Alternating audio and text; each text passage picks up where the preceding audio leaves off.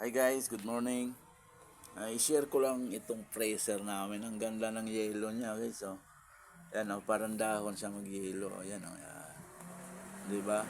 Kakaiba din siya mag-yelo guys. Oh. Kala mo sinasadya. Eh.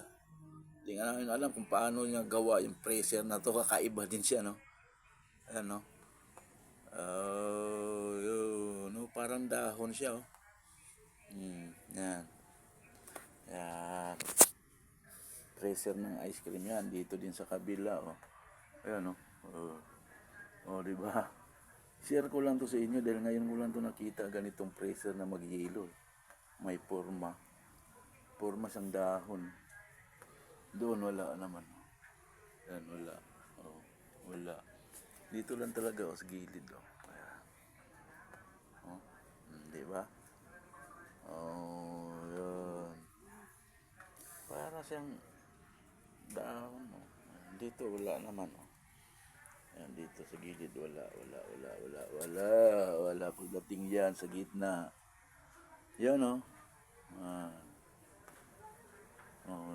di ba?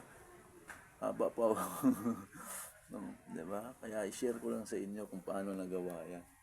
Yan. Pressure ng ice cream yan, no? Dan Eric's ice cream yan, no?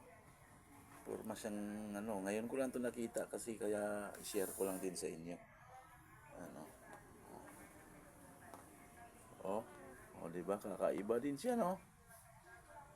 Na. Okay.